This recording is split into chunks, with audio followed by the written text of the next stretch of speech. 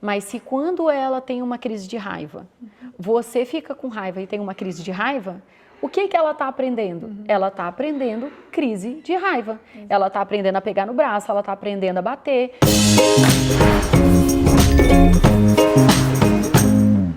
Oi pessoal, tudo bem? Gente, que alegria! Nanda Perim aqui na minha casa. Finalmente conseguimos. Piscimama, para quem não conhece, ela bomba, estoura no Instagram. Você tem canal no YouTube? Me perdoa se eu tenho, mas ele tá... Ainda não consegui chegar nos primeiros 100 mil, mas acho que até começo do ano. Mas é engraçado, né? Eu acho que a rede social que a gente lança é a que mais vai forte, né? Sim, o Instagram eu gosto, tudo, mas pra mim é o YouTube porque foi onde eu nasci. Talvez seja a forma de comunicação que bate mais com aquele público, né? Eu ainda tô aprendendo a lidar com o YouTube, mas a minha comunicação flui muito bem no Instagram. Então, se você não segue a Nanda Perim no Instagram, mais conhecida por Piscimama, vários artistas, várias pessoas maravilhosas como vocês que amam o trabalho dela e gostam, então sigam lá, porque eu aprendo também todos os dias com ela. E ela está passeando aqui com a família em Orlando. Estou passeando e aproveitei e falei, vamos nos encontrar, vamos finalmente ligar o nome, o rosto, a pessoa ao vivo ali. Eu fico muito feliz, porque esse era o meu objetivo. A gente queria continuar morando nos Estados Unidos, eu falo, amor, a gente perde a oportunidade de conversar com pessoas que a gente gosta, de fazer essas conexões. Aí eu falei, não, mas Orlando é bom porque todo mundo passeia em Orlando. E daí quando as pessoas forem para Orlando, a gente tem essas oportunidades. Isso é verdade. A gente tá passeando nos parques e eu parei um dia e falei, hoje eu vou ver a Flavinha. Ai, tô muito feliz. O meu do vermelho? Fala aí. Som. Ah, não, tá certo. Ok. Será que é pra diferenciar? Pode ser.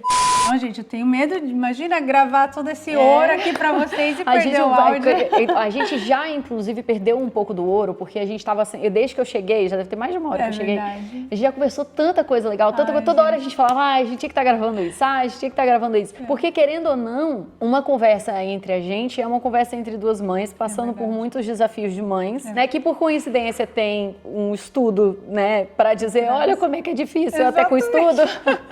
E aí que são coisas que eu queria muito, né, que vocês não precisassem ler tudo que a gente leu, passar pelos cursos que a gente fez, para ter as sacadas, né, ou para perceber que não é só com você, que eu acho que é a parte mais importante, né, que não é um erro que você está cometendo, não é só você que passa por esses desafios. Eu acho que a maior parte do que a gente pode fazer por vocês é isso, né, informação que porventura chegou até nós, que não chegou até vocês, mas principalmente entender que a maior parte das coisas que você vive hoje, que você acha desafiador, só faz parte. E naturalizaram pra gente que não fazia, que era errado. E que a gente também passa, mas com um pouco de bagagem que a gente tem com o estudo, a gente consegue, às vezes, ter umas respostas mais rápidas, né? Mas é por isso que a gente traz esse tipo de conversa para vocês também terem essas respostas. E também porque a gente tem acesso a esse repertório, às vezes que a gente não consegue, né? Ou que é desafiador pra gente, eu sempre fico pensando, pô, se eu que tenho esse repertório, se eu que tenho essa ferramenta, tô achando desafiador pra caramba, imagina quem não tem, quem ainda não chegou até esse conhecimento, porque é uma coisa, na minha visão, um pouco de sorte, muito de correr atrás, né? Mas tem muita gente que não chegou até esse conteúdo porque não chegou ainda. E não é culpa da pessoa, sabe? Então, por isso, ajudem a compartilhar. Exatamente. A espalhar a mensagem, né? Compartilhar, assim, eu acredito que nosso papel de compartilhar esse tipo de conteúdo é muito missão de vida mesmo, vocês e a gente, né? Se te faz bem, se qualquer coisa que você ouvir aqui hoje for uma sacada, te ajudar, daqui a 3 semanas você tá, caramba, ainda bem que elas falaram aquilo que agora eu tô bem mais tranquila, você pode ajudar outras pessoas a sentirem isso também, compartilhando. É verdade. Gente, eu quero então trazer, aproveitando tudo isso para vocês, um tópico que está bem latente, acho que nos últimos 2 anos, assim. Começou com um tema maravilhoso e aí ele foi desgringolando, foi sendo vilanizado. Exatamente, acho que o termo é desgringolando, não consigo imaginar nenhum outro termo. Assim, como assim, gente? Tá vendo tudo tão bem? A gente parece que descobriu o ouro e agora foi tudo por água abaixo. Sim. Então, eu queria trazer esse tema para vocês e a gente vai fazer 2 vídeos. E o outro tema eu vou contar mais tarde, mas o tema que eu queria trazer para vocês era a tão famosa e vilã hoje, chamada disciplina positiva, ou educação positiva, ou educação respeitosa. Todos esses termos, né, que a gente escuta e que agora assim, a gente já tinha uma certa resistência antigamente, né? De quem nunca tinha ouvido falar, óbvio, nunca foi adepto, mas as pessoas que compreenderam começaram a tentar aplicar e falaram, não, faz sentido para mim, sim, claro, eu tenho que respeitar a criança, mas algumas pessoas falam, eu respeitei e deu ruim, sim, ou algumas pessoas falam, ah lá, tanto que respeitar as crianças, olha aí um monte de criança mimada. Olha como está o mundo hoje. Olha como está o mundo hoje. Né? E tem também a galera que está humorizando essa educação, fazendo um meme e tal, que é uma coisa que eu não sou absolutamente contra, eu adoro humor, né? Mas que eu acredito que através do humor, de certa forma, foi sendo enxergado de uma forma negativa. Exatamente. Como se a educação respeitosa, ela fosse uma forma de manipular a criança. Exatamente. E não um jeito de se comunicar, um jeito de se relacionar com essa criança diferente do que se relacionavam com a gente. É verdade. Né? E eu acho que também estão vendo a educação respeitosa como educação permissiva e ponto. Exatamente. Que é o grande problema, né? Que é confundir. E, gente, olha só, faz sentido. Deixa eu explicar. Faz sentido no início de qualquer movimento, ele ser mal interpretado, né? Ele ter uma avalanche contra de pessoas que acham que aquilo ali não vai fazer bem para o mundo, porque elas acham que viram exemplos disso ao longo da vida delas, né? Então, assim, tudo que é novo traz medo, traz inseguranças. O que a gente está fazendo aqui é trazendo um convite para você entender exatamente sobre o que se trata. Porque a gente não está falando aqui de uma coisa que a Flávia e a Nanda acham, né? A gente está falando aqui de uma coisa que tem autores renomadíssimos escrevendo sobre isso há mais de 30 anos, que tem, por exemplo, a doutora Jane Nelson, que é a criadora da disciplina positiva, ela tem 7 filhos adultos e esses filhos já têm filhos, ela já é avó. Já passou por muita coisa. E fora todos os clientes, as pessoas que ela atende. Isso, ela tem escolas nos Estados Unidos da disciplina positiva, não escola que eu quero dizer assim, escola de criança, que é todo baseado na disciplina positiva. Então, assim, é muito importante a gente entender que aqui a gente não está falando de opinião pessoal. A gente está falando de coisa que já foi estudada, que já foi comprovada, né? Que tem evidências hoje já para corroborar com o que a gente está defendendo. Então, não é um negócio que eu e a Flávia a gente botou em prática e deu super certo com a gente. Aqui em casa deu super certo. Porque não é assim, verdade, sabe? É verdade. E mais do que tudo, a gente está falando sobre seres humanos. Sobre seres humanos. Né? Qualquer ser humano que for tratado de forma respeitosa, ele vai lidar muito melhor com a vida do que uma pessoa que foi destratada. Isso já está comprovado por as neurociências já mostraram o tanto que faz mal para o cérebro. Nossa, você ter estresse crônico. Você já desbancou todas as teorias contras. Qualquer pessoa que for tratada com respeito vai ter uma vida melhor. Muito e esse melhor. é o ponto. Gente, minha cabeça fica assim, já veio mil assuntos. Você já ouviu falar do Conscious Discipline? Já. Aqui é grande. Lembrei. Então, porque você estava falando de experiência e eu tinha experiência na sala de aula. Eu tive aqui, eu fiz eu não tenho bacharelado, mas eu fiz uma faculdade técnica de Early Childhood Education. Você tem Early Childhood Education? Exatamente. Sério? Quando a gente tinha vontade de morar no Canadá, eu ia fazer... E é de 2 anos, fiz num technical então você college. Tem mais do que tem, você está certíssimo. Mas, e foi ali que foi o meu divisor de águas, né? Porque a minha professora daqui, ela fez e trazia os materiais, então tudo isso que a gente está falando, eu comecei na faculdade. E eu dava aula ao mesmo tempo. E que ano foi isso? Isso foi em 2008, 2009, 2010, isso. E eu ficava na sala de aula. Isso E a minha escola trazia o pessoal do Conscious Discipline para dar treinamento pra gente. Sério? É aquele que tem o verde, o anel, isso. Emotional Brain, Executive Brain. Exato. E o... Fireflight, né? Que eu esqueci o termo que eles usam. E eles tinham treinamento... hoje eles já estão até mais disseminados na internet, mas... sei lá, quase 20 anos atrás, eles faziam treinamentos para as escolas. Então, a minha escola fechava 2 dias e a gente ficava 2 dias em treinamento. Nossa, que fantástico. Era sensacional. Dentro de escola, isso 20 anos atrás dentro de escola. Olha como que no Brasil está aparecendo um movimento agora tudo é isso. 20 anos atrás aqui nos Estados Unidos já tinha. E era um daycare, uma creche super, assim, simples, uma cidade minúscula, só que era também obrigatório do governo. O governo obrigava as escolas a ter um tanto de... Os professores, para manter as credenciais, para ter que ter 24 horas de treinamento anuais. Então, olha, e aí, então é assim, você não faz se você quiser ou se você concordar. Você vai fazer porque a gente quer padronizar isso no país. Isso, para sempre estar renovando. E aí eu tinha muito treinamento do Conscious Discipline. E tudo isso era para aplicar no gerenciamento de sala de aula. E foi ali, porque todo o meu aprendizado foi na parte escolar, né? Na parte de sala de aula, de educação infantil. Que vamos combinar que é o maior exemplo de que o negócio dá certo. Porque se dá certo numa sala com 20 crianças, com 30 crianças, com um professor para não sei quantas crianças, né? Você com 1, 2, 3 filhos em casa, vai funcionar. Com 4, como é Flávia, vai funcionar. Claro que a gente não está dizendo que é uma coisa que vai deixar a sua família, né? A criança vai virar robô. É muito pelo contrário, é você começar a entender que criança é criança e o que isso significa. Exatamente. Né? Porque eu vejo muita gente que chega na educação respeitosa nas expectativas da educação tradicional. É verdade. Então, eu estou fazendo a educação respeitosa há muitos meses e o meu filho ainda não me obedece. Sendo que não adianta você querer resultados da educação tradicional com a educação respeitosa. Você tem que querer o resultado da educação respeitosa com a educação respeitosa. Qual é o resultado? Por exemplo, vou dar um exemplo, você vê se você concorda, porque pode ser que tenha coisa que a gente pensa diferente, né? Uma das coisas que eu mais falo, assim, na educação respeitosa, a criança, ela é respondona. Calma que eu vou explicar. O que eu quero dizer com isso? Na educação autoritária, a criança não pode responder. É considerado falta de respeito com o adulto a criança responder quando o adulto está falando, né? Na educação autoritária, essa criança tem que ficar quieta, calada, enquanto o adulto fala.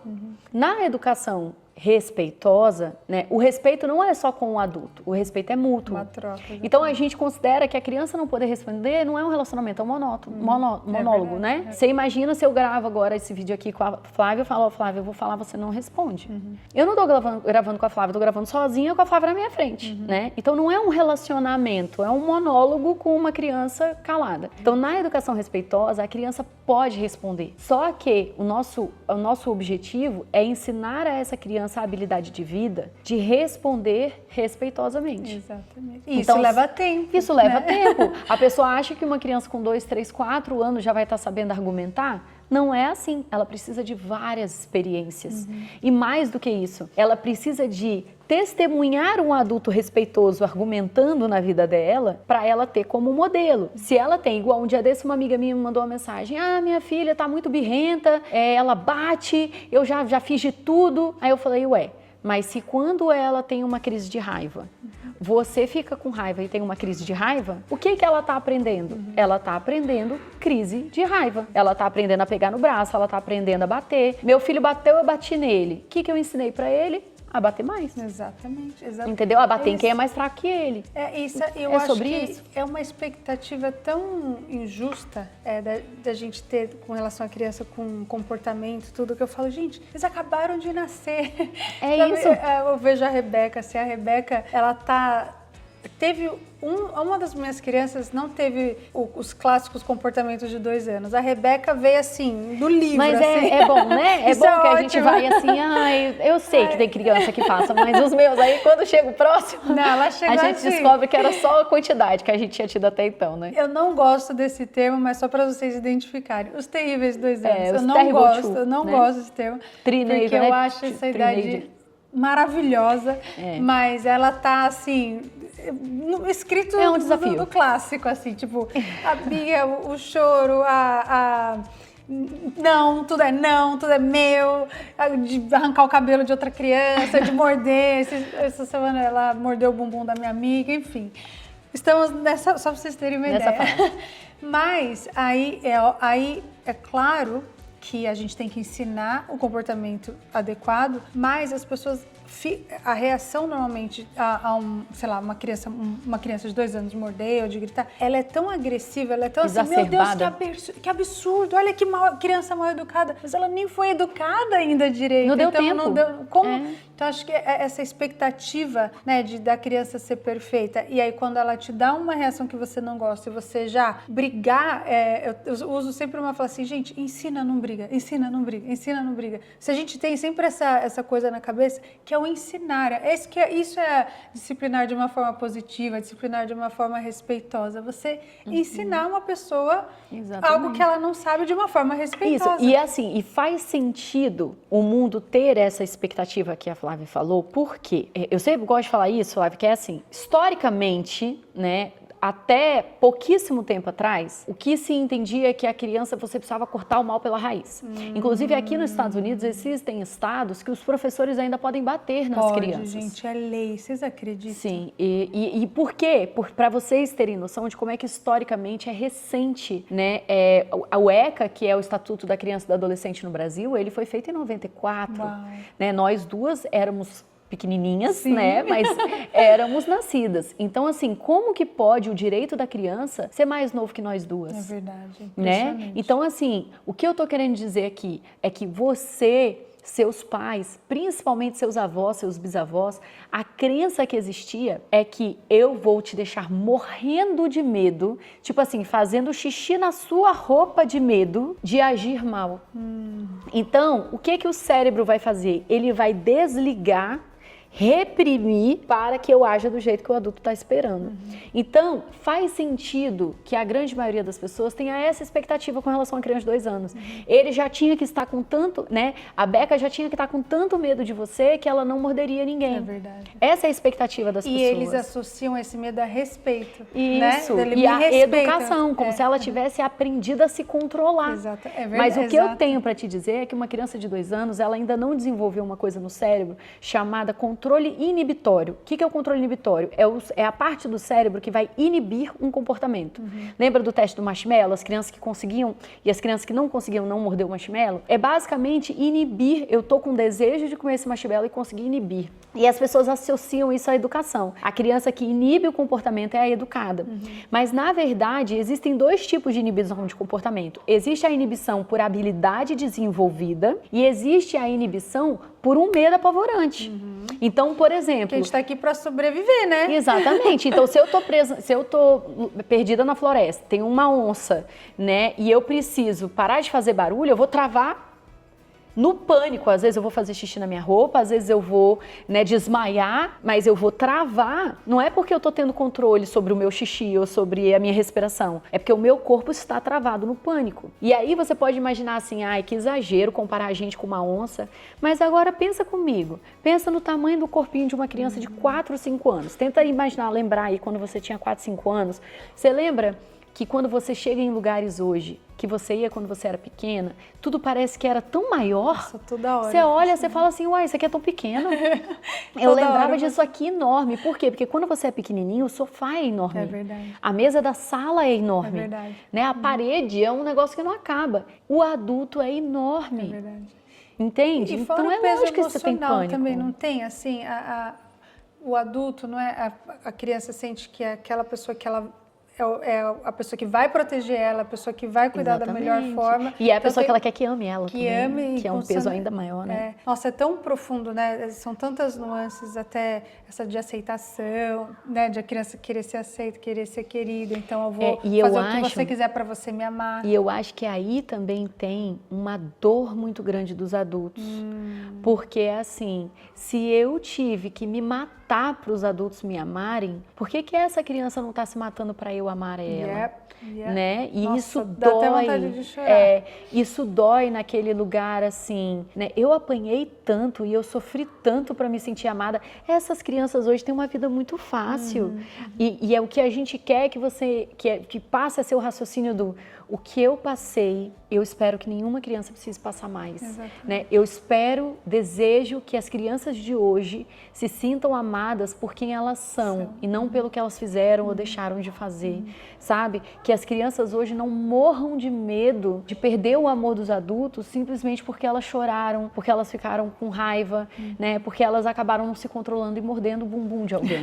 Exatamente. Né? Porque eu não vou perder o amor das pessoas por isso. E que eles não se tornem os adultos que estão em pânico de não serem amados o tempo inteiro, que é o que a maioria de nós nos tornamos, né? Pessoas que querem agradar todos o tempo inteiro e qualquer qualquer erro que a gente comete, o que a gente faz? Acaba com a gente mesmo. Acaba com a gente se destrói. Nós somos os maiores críticos da nossa cabeça, que é um tema que a gente vai falar daqui a pouco. A gente vai fazer um vídeo só sobre isso, gente.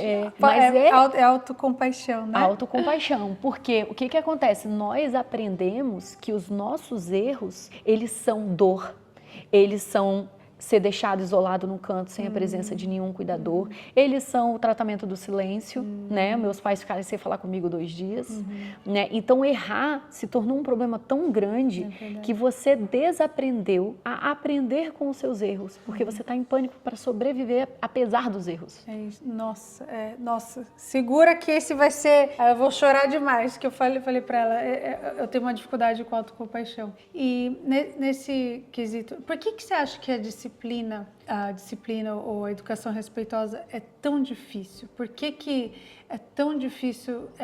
Por que é tão zombada hoje ou vilanizada? Como que você acha? As pessoas que... Tem 2 grupos. Uma que ainda estão no modo tradicional, que é muito difícil ainda trazer elas, ou as pessoas que falaram, eu tentei e deu ruim e agora eu vou voltar pra porrada mesmo. Não necessariamente no sentido físico da palavra, mas... Não vamos ver, né? Então, eu acho que tem. Primeiro, essa expectativa tradicional tentando uma educação respeitosa. Então, quando a pessoa fala, eu fiz a educação respeitosa e não funcionou, você já vê que ela... O que é funcionar? Essa é que é a dúvida, assim. O que você queria que tivesse acontecido? Né? Você queria que seu filho tivesse parado de fazer o quê? Parado de chorar? Fosse um robozinho mesmo, né? Assim, isso, sim. Obrigada, de nada. Qual era a expectativa? Não reclamar. Entendeu? Funcionar. O que seria funcionar? Essa é que é a dúvida. Porque eu escuto muito assim, a minha criança não me escuta. Tem que falar 1000 vezes. Então, se eu não gritar com ele, ele não vai me escutar. Essa é a maior reclamação. Tipo, eu falo com amor, eu falo com carinho, mas ele só me escuta se eu berrar. E aí a gente entra num ponto que eu acho maravilhoso da gente ter entrado, que é, as pessoas confundem muito a educação respeitosa com a educação permissiva. Então a gente primeiro precisa descobrir o que é a educação permissiva, né? E a educação permissiva, na minha visão, é uma educação que tem 2 coisas. A primeira coisa que a educação permissiva tem é um desrespeito, né? Da criança para o adulto. Então, quando a gente fala de desrespeito, a gente não está falando questão de honra, questão de ego. A gente está falando respeito de tratar de um jeito carinhoso, né? De considerar, principalmente ter consideração com o outro. Então, a criança, ela está falando com o adulto, agindo com o adulto, e fazendo coisas com esse adulto que diz respeito à integridade dele, né? Então, isso é a permissividade, é o adulto se deixar ser desrespeitado, sem ensinar para essa criança a habilidade de vida de ser respeitoso com os outros. Então, isso é uma forma de permissividade. E a outra forma de permissividade que é parecida, né? Mas que é você dar a essa criança um poder que ela não tem maturidade de ter. Então, se eu olho para o meu filho de 10 anos, entrego o carro para ele, né? E falo para ele ir até o supermercado e ele bate o carro no caminho, eu não vou dizer assim, esse menino é um mal educado, ele bateu com o carro. Vão dizer o quê? Esse menino não devia estar dirigindo. Exatamente. Agora, a mesma coisa acontece quando diz assim, porque a criança de 3 anos arriscou a casa inteira, porque a criança de 4 anos fez um pedido de R$1.000 no celular, porque a criança de 8 anos, né? Mas essa criança tinha maturidade para estar com todo esse poder na mão? O meu filho só come doce, mas ele tem maturidade para definir qual vai ser a base da alimentação dele, né? Ele tem maturidade para ser quem faz as compras no supermercado, quem decide o que vai ser colocado no carrinho. Então, a permissividade, ela também está no lugar de você dar para a criança mais poder do que ela tem maturidade de ter e depois cobrar dela ter tido maturidade de lidar com aquilo. E todos os 2 tipos de permissividade são muito desrespeitosos com a criança, porque você não está ensinando habilidade de vida. A criança precisa aprender habilidade de vida. A criança vai aprender a se alimentar bem se a gente ensinar. A criança vai aprender a te tratar com respeito se você ensinar. A criança vai aprender a te considerar no raciocínio dela se você ensinar. É claro que ela não vai aprender sozinha. Então, a permissividade, ela também passa por uma negligência de você deixar de ensinar o que a criança precisa aprender. E por que será que é tão difícil as pessoas entenderem que é com respeito que se ensina o respeito?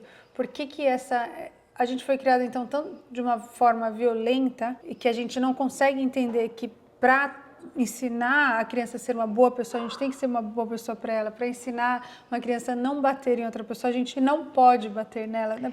Porque parece algo tão óbvio, né? A gente que já lida com isso, tal, a gente já treinou bastante até com relação às nossas crianças, porque a gente fala que é muito prática e treino também, né? A gente fala, gente, mas é óbvio que eu não posso falar para meu filho não bater em alguém se eu bater nele. Mas por que não existe essa coerência? O que você acha? Eu acredito que tem uma parte que é o nosso modo automático. Então, assim, o modelo de educação para a maior parte das pessoas é a educação que elas tiveram, né? Então, o sistema nervoso, ele, na verdade, ele vai fazendo ele vai fazendo uma documentação. Tipo, quando uma pessoa comete o erro, o que eu faço? Eu bato. Quando a pessoa grita, o que eu faço, né? Então, assim, o cérebro, quando eu era pequena e eu chorava, minha mãe me dava um tapa. Então, quando eu ouço uma criança chorando, a minha reação vai ser dar um tapa. Isso é o que o sistema nervoso, né? Já foi configurado. Configurou. Assim, foi a programação que ele teve. Lá na minha metodologia, a gente chama isso, sabe de quê? De reprogramação parental.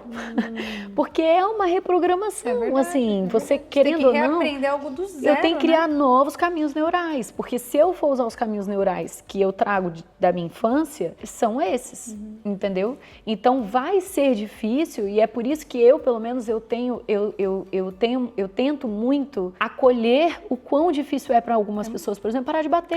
Então, e é por isso que eu quero trazer isso, porque tudo isso para falar que a pessoa que faz isso de uma forma inconsciente, você não é má, não tem nada de errado com você. Foi o que a Ananda falou, o jeito que você foi programado. Mas é por isso que eu queria trazer, por que para algumas pessoas parece ser tão óbvio, para algumas é tão difícil, é dolorido. E às vezes até a pessoa sabendo assim, eu sei que é errado, o que eu mais recebo assim, eu sei que é errado, mas eu não consigo. Então, mas aí eu acho que tem... Qual é o grande diferencial? É se a pessoa quer ou não quer parar com esse comportamento. Porque isso é uma coisa, assim... Querer de verdade, né? Aquela famosa frase, né? O sonho, numa sociedade opressora, o sonho do oprimido é se tornar opressor. Então, se eu fui a vida inteira oprimido, quando finalmente chega a minha vez... Eu não posso, né? Então, assim...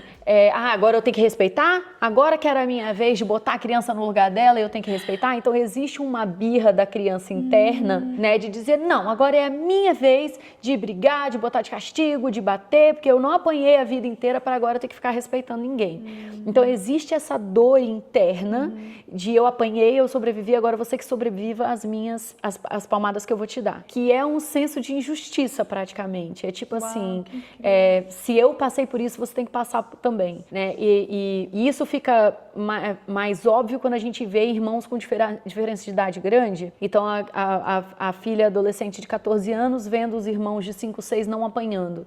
E elas choram, elas sofrem, né? E aí, quando eu tive a oportunidade de trabalhar com famílias assim, conversando com elas diziam assim, eu acho que parece que tem mais amor para eles do que tem para mim.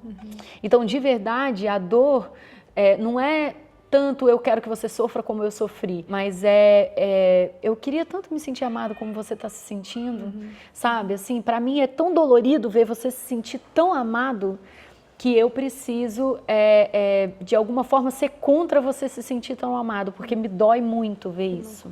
E a gente tem a pessoa que ela acredita que é o melhor caminho, mas ela ainda não consegue. E aí, para essas pessoas, que já é um caso diferente, a pessoa já não quer repetir o ciclo, ela quer quebrar o ciclo, mas ela não consegue, aí ela precisa de uma reprogramação, ela precisa de novos caminhos neurais. Como é que você vai estabelecer novos caminhos neurais? Você precisa primeiro aprender novos caminhos. Então quando eu tô com muita vontade de bater, o que eu faço? Você vai ter que aprender a se acalmar. E aí já não tem nada a ver com a criança. É verdade. Aí é você com os seus gatilhos, os seus estressores, é você conhecendo o seu corpo, é você sabendo o que funciona e o que não funciona, se você é do tipo que gosta que encoste em você, se você é do tipo que gosta de se isolar no canto, se você é do tipo que vai ouvir uma música, o que te faz bem, aí já não tem nada a ver com a criança. Então é uma autoavaliação. Em qualquer momento, né? Se a gente não está bem num relacionamento com o marido, num serviço, a gente precisa ter essa autoavaliação. Esse olhar para dentro. Nem tudo é culpa nossa o tempo todo, não é isso. Mas para a gente acessar qualquer situação, a gente precisa começar com a gente eu primeiro, preciso saber o porquê que eu estou tão insatisfeita, né? E para eu saber isso, eu preciso olhar para mim.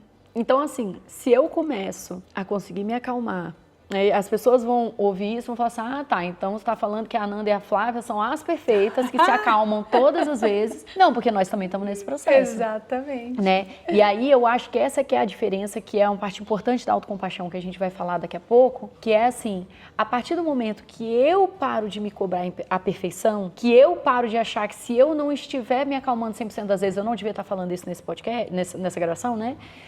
A partir do momento que eu entendo que, pera lá, eu vou ser imperfeita com frequência e isso tá ótimo, eu sou um ser humano, né? Se eu conseguir entender que eu sou imperfeita e que todo mundo ao meu redor é imperfeito, eu paro de exigir perfeição do outro. É verdade. Entendeu? Então, no momento que eu tô gravando aqui e tem alguém assistindo isso e pensando assim, ah, tá, então você é a perfeita, é porque você provavelmente se exige perfeição. Por isso que você tá cobrando isso da gente. Entendeu? Você tá pensando assim, ah, tá, então se eu não consigo, eu sei que eu não consigo, então vocês são as perfeitas. Que é como se fosse um raciocínio assim, será que eu tô tão errada de não conseguir sempre? Ou será que eu tô tão errada de não conseguir? E de verdade o que eu quero te dizer é, você não conseguir só diz que você é um ser humano, né? Você não conseguir diz que você tá tentando. E você tentar diz que você tá no caminho certo.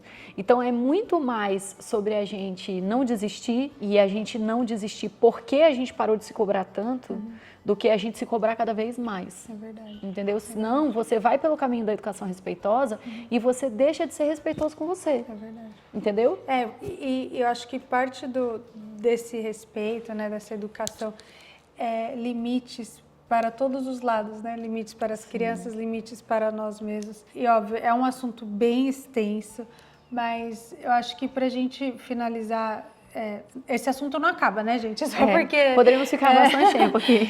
Mas só para a gente completar um vídeo, e claro, como eu falei para vocês, acompanhem ela no Instagram dela, continue, óbvio, acompanhando eu aqui também, porque esse assunto não acaba, mas só para a gente finalizar esse vídeo, né? O que a gente pode dizer hoje, assim, para as pessoas que estão com dificuldade, fala assim, eu sei que é errado, mas eu tentei e não consegui, ou as pessoas que falam, que tanto fala que essa educação é respeitosa, eu acho que não funciona. Qual será, sei lá, um pequeno caminho para as pessoas conseguirem entender um pouco o porquê que a educação respeitosa é tão importante? Sabe, quais os primeiros passos a se dar para, eu acho que, chegar nessa paz? Eu gosto muito, eu uso muito a hashtag educação para a paz, porque eu acredito, eu falo muito sobre ambiente de paz em casa, eu vindo de um background de escola Montessori, eu trabalhei em escolas Montessori e a Maria Montessori fala muito, né, sobre educação para a paz.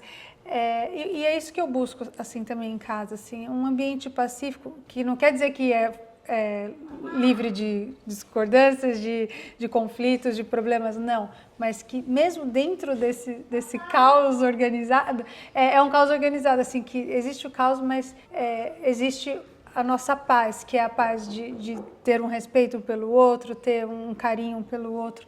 Então, acho que deixa um caminho aí curto para começar, mas para que as pessoas não desanimem ou não fiquem assim, é baboseira essa coisa de disciplina ou educação então eu vou respeitosa. Eu vou falar duas coisas. Então, a primeira é um exemplo para te mostrar o valor da educação respeitosa e depois um primeiro passo, né?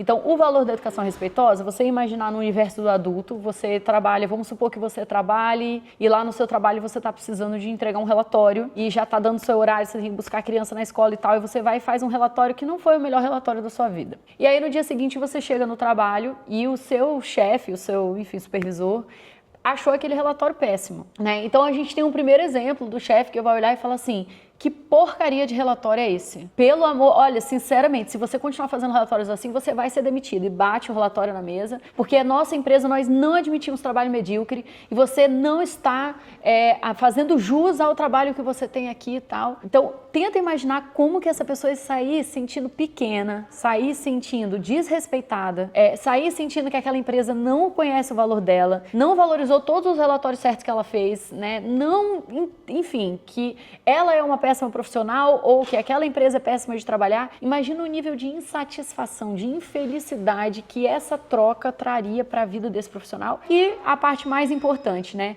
O quanto que essa profissional estaria bem para trabalhar naquele dia? Será que ela faria relatórios muito melhores? Será que ela estaria feliz, bem, seria uma boa colega de trabalho? Será que ela seria uma boa funcionária naquele dia? Será que vários dias disso faz ela uma profissional melhor ou pior?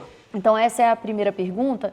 E aí, se você pensar que ela chegou no trabalho no dia seguinte e o chefe dela olhou, pegou o relatório e disse assim: Flávia, esse relatório não condiz com o que eu geralmente vejo. Aconteceu alguma coisa? E aí você diz: poxa, cara, ontem acabou que eu tinha o deadline, eu tinha que entregar o relatório, mas eu já estava atrasada. E meu filho chora muito quando eu chego atrasada, ele fica arrasado, ele acha que eu perdi, que eu esqueci ele na escola. E aí o chefe olha e fala: nossa, cara, eu sei, eu chorava muito também quando minha mãe demorava e tal. Vamos fazer o combinado? Quando foi assim, não faz o relatório assim, não, me fala que eu dou uma esticada no seu prazo, não tinha problema nenhum você entregar hoje de manhã. A gente só não conversou sobre isso. Sério, não tem problema? Não, você pode fazer esse relatório melhor agora? Não, com certeza, poxa, muito obrigada. Não, que isso, eu sei como é que é filho pequeno, com medo de ser abandonado na escola, fica tranquila. Nossa, pode deixar, eu vou fazer um relatório agora, vai ficar muito bom e tal. Qual é o dia que essa pessoa vai ter? Qual é o relatório que ela vai entregar? Você falando os dois cenários, o primeiro cenário começou a me dar dor de barriga, você acredita? Sabe, moça, Aquele nervoso, assim. E esse segundo cenário, eu relaxei na sua presença. E é tipo assim, eu me senti vista, eu me senti considerada, eu não sou uma péssima profissional porque eu tive um momento ruim, né? Então, assim, agora, como eu amo trabalhar nessa empresa, como eu... Que relatório maravilhoso que eu vou fazer agora e sabe, é um dia que eu vou ser uma colega de trabalho melhor para as minhas amigas, para os meus amigos, que eu vou ser uma profissional melhor, que eu vou amar trabalhar aqui. Então, assim, se para adultos, conversando entre adultos, né, que nem era o meu chefe, eu não tô nem aí, eu não amo o meu chefe, não quero que ele me ame, se eu largar aquela empresa e for embora, eu não tô nem aí. Quiçá para as suas crianças, que o seu amor é a coisa mais importante da vida delas, que você acreditar na competência delas é o que faz elas acreditarem na própria competência. Então, todos esses fatores ao longo da vida, né, ao longo de uma infância inteira, né, a infância é o terreno que a gente vai dar o resto da vida. Então, olha o peso que isso tem. E aí, tá, beleza, entendi, Nanda, fez sentido pra mim, quais são os primeiros passos? E a minha sugestão é você não querer abraçar o mundo, você não querer da noite pro dia a sua educação ser 100% respeitosa. Começa com uma interação, sabe, um desafio. Ai, pra mim a parte mais desafiadora é levar minha criança pro banho, todo dia acaba sendo a luta. Começa por aí, sabe, aprende aí uma rotina. E determinar, fala, hoje eu não vou gritar na hora do banho. Isso, e eu sugiro, se possível, você pega o conteúdo da Flávia, pega o meu, pega o que faz sentido pra você, né? Mas segue um caminho que já foi traçado, não fica tentando inventar a pólvora, sabe? Porque às vezes a pessoa fica, e assim, acontece muito, segue 15 perfis, cada perfil diz um negócio diferente, aí chega na hora a pessoa não sabe o que fazer. É verdade. Pega um que você gosta, que você se identifica, sabe, não é uma competição. Aqui, querendo ou não, as pessoas que se identificam com a voz de uma de nós, às vezes tem uma voz que te soa diferente. Então você vai pegar essa pessoa e vai fazer a metodologia, considerando que seja uma pessoa com metodologia validada, né, que já tenha, para você também não pisar num terreno novo. Sim. E você segue os primeiros passos, não é os primeiros passos daquilo ali. Aí isso já vai ser um excelente começo. Não queira abraçar o mundo todo. E até nem soa genuíno, né? Se a gente tenta mudar completamente, a criança até vai ficar... E não tá confia. Tudo bem aí, e aí o resultado é muito ruim mesmo. Verdade. Porque você, já tô há 3 semanas nessa e não estou vendo diferença. Claro, você fez uma revolução. A criança precisaria de meses para se adaptar. E é uma mudança de dentro para fora mesmo, porque tem que fazer sentido que eu quero ser mais respeitoso, porque eu acredito que essa é a melhor forma de me relacionar.